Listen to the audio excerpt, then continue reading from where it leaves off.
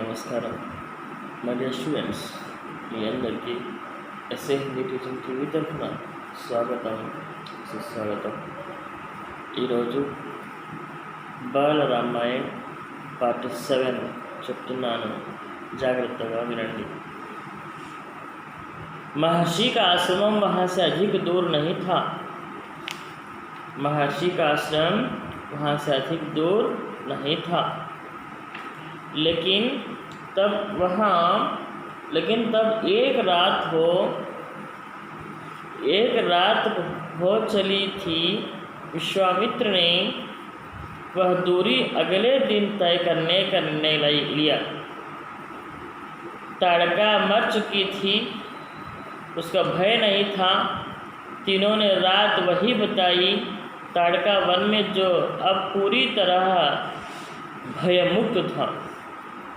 తాడకాని రాక్షసురాల్ని రాముల వారు చంపేస్తారు. చంపిన తర్వాత మరి విశ్వామిత్ర మహర్షి, రాముల వారు, లక్ష్మణుల వారు మరి అక్కడే ఎటువంటి భయం లేకుండా నిద్రపోతారు. ఆ యొక్క తాడక వనము కూడాను చాలా హ్యాపీగా, సంతోషంగా ఉంటుంది. అంటే ఆ వనం ఎటువంటి భయం లేకుండా साइलेंटగా ఉంటుంది అని చెప్పి అర్థం అన్నమాట. सुबह जंगल बदला हुआ था. अब वह ताड़का वन नहीं था, क्योंकि ताड़का नहीं थी. भयानक आवाज़ें गायब हो चुकी थी. पत्तों से गुजरती हवा थी. उनकी सरसराहट के संगीत था. चिड़ियों की चिहचिहाहट थी. शांति थी. तस्वीर बदल गई थी. తాడక రాక్షసురాలు ఉన్నప్పుడు అక్కడ అందరూ భయపడుతూ ఉండేవాళ్ళు. భయంతో పాటు అక్కడ విచిత్రమైనటువంటి సౌండ్స్ వస్తూ ఉండేవి.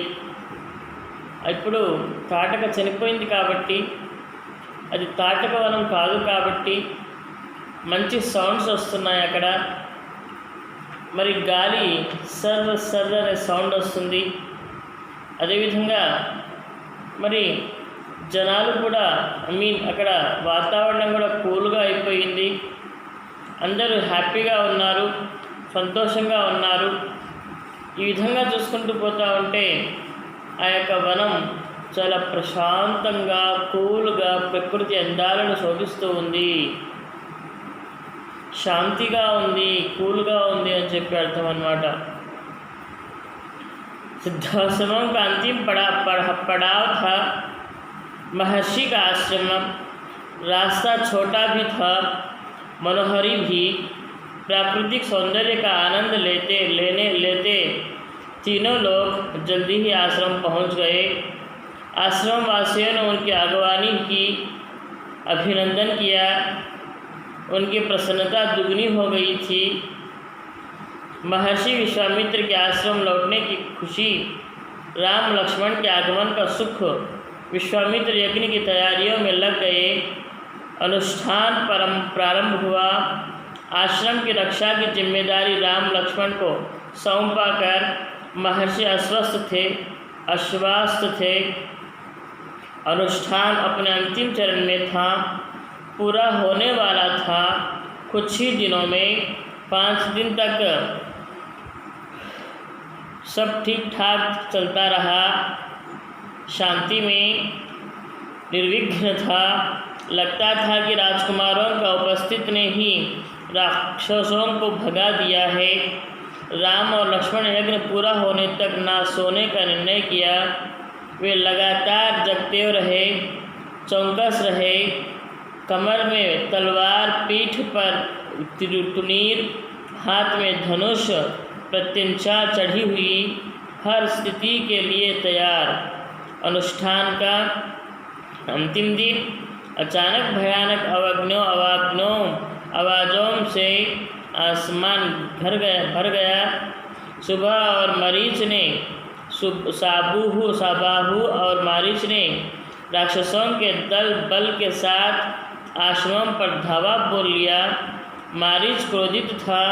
यज्ञ के अलावा भी इस बात से कि राम लक्ष्मण ने उनकी माँ को मारा था, ताड़का को। మరి ఆ యొక్క యజ్ఞ మహర్షి వారి యొక్క ఆశ్రమానికి వచ్చారు. ఆశ్రమానికి వచ్చిన తర్వాత ఆశ్రమంలోని మనుషులందరూ చాలా ప్రత్యేకమైనటువంటి ఆహ్వానించారు. రాజకుమారులు చాలా హ్యాపీగా ఉన్నారు. అదేవిధంగా జనాలు చాలా హ్యాపీగా ఉన్నారు. మహర్షి చాలా హ్యాపీగా ఉన్నాడు. అన్ని రకాలుగా ఆనంద దోరికల్లో ఉన్నారు. మహర్షి గారు తమ యొక్క ఏదైతే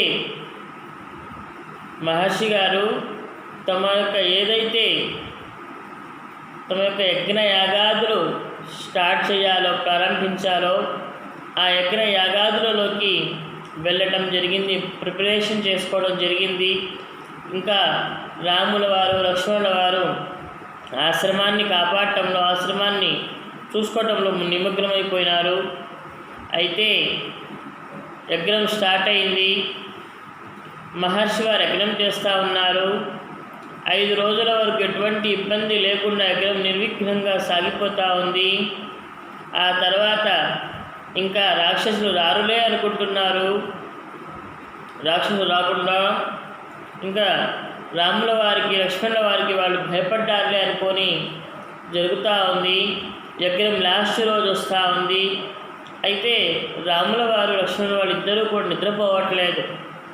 యజ్ఞం కంప్లీట్ అయిన దాకా నిద్రపోకూడదు అని చెప్పి వాళ్ళిద్దరు నిశ్చయించుకున్నారు.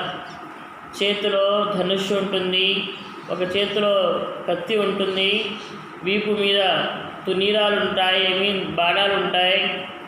అదేవిధంగా ఎప్పుడు అలర్ట్గా ఉంటారు రాముల వారు, లక్ష్మణుల వారు ఇద్దరు కూడా.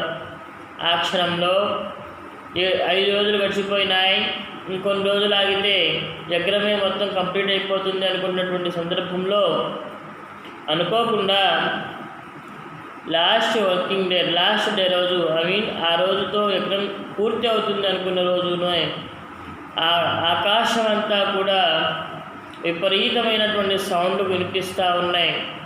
విపరీతమైనటువంటి శబ్దాలు వస్తూ ఉన్నాయి. ఆ శబ్దాలు వింటేనే ఒక్కొక్కసారి భయమేస్తూ ఉంటుంది. మారీచు, సబాహు అనేటువంటి ఇద్దరు రాక్షసులు కూడాను ఆ యొక్క మహర్షి చేస్తున్నటువంటి యజ్ఞాన్ని చెడగొట్టడానికి ఆకాశంలోనే చాలామంది రాక్షసులను తీసుకొని రావడం జరుగుతుంది. అదే కాకుండా మారీచు, సబాహుల యొక్క రాక్షసుల యొక్క తల్లి అయినటువంటి తాటకిని చంపాడు. కాబట్టి రాముల వారు, లక్ష్మణుల వారు ఇద్దరు కూడా రాముల వారు, లక్ష్మణుల వారి మీద కూడా ఆ యొక్క ఈ సబాహు, మారీచు రాక్షసులకు బాగా కోపం ఉందన్నమాట. ఏది ఏమైనా సరే వీళ్ళని చంపాలి, ప్లస్ ఈ యొక్క యజ్ఞాన్ని నాశనం చేయాలనే ఉద్దేశంతో వాళ్ళు వస్తారన్నమాట. राम ने राक्षसों को हमला होते ही कार्रवाई की, धनुष उठाया और मारीच को निशाना बनाया. मारीच बाण लगते ही मूर्छित हो गया. बाण के वेग से बहुत दूर जाकर गिरा. समुद्र के किनारे वह मरा नहीं. जब होश आया तो उठकर दक्षिण दिशा की ओर भाग गया. राम को दूसरा बाण सुबाहु को लगा. उसके बाण नहीं निकले गए. साबाहु ने मरने पर राक्षस सेना से में भाग दौड़ मच गई. वे खींचते चिल्लाते, चीखते चिल्लाते भागे. कुछ लक्ष्मण के बाणों के शिकार हुए, अन्य जान बचाकर भाग खड़े हुए. महर्षి విశ్వామిత్ర का अनुष्ठान संपन्न हुआ. సాధారణంగా మరి సబాహు, మారీచు ఇద్దరు కూడాను మరి వాళ్ళు ఆ యజ్ఞయాగాలు చెడగొట్టాలి అని చెప్పి రాక్షసులతో పాటు వచ్చి చెడగొట్టే ప్రయత్నంలో రాముల వారు వితిన్ సెకండ్స్లో అర్థం చేసుకొని ఇమీడియట్లీ వాళ్ళ మీద బాణాలు ఎక్కువ పెట్టేస్తారు. ఒక్క బాణంతోటే బాణం ఎంత వేగంగా వెళ్ళిందో మారీచుడికి ఆ బాణం తగిలి నది ఒడ్డున పడిపోతాడు. కానీ మారీచుడు చనిపోడు. ఆ బాణం తీసేసుకొని ఉత్తర దిశగా ఇంకో దిశగా వెళ్ళి బతుకుతాడు. ఇంకో వ్యక్తి ఎవరైతే ఉన్నారో ఆయన సబాహు అనేటువంటి రాక్షసుడు చచ్చిపోతాడు. ఆ తర్వాత కొంతమంది రాక్షసులని ఇతను లక్ష్మణుడు చంపేస్తూ ఉంటాడు. అయితే అందరూ భయభ్రాంతులకు గురయ్యి ఏంటి ఇట్లా జరిగింది అని చెప్పి ఏడుస్తూ రాక్షసులందరూ కూడా సుబాహువుని తీసుకొని రాక్షసులందరూ భయభ్రాంతులతో వేరే ప్రదేశానికి వెళ్ళిపోతారు. సో పార్ట్ 7 ఇంతటితో ఆపేస్తున్నాను. పార్ట్ 8ని స్టార్ట్ చేస్తాను. Thank you.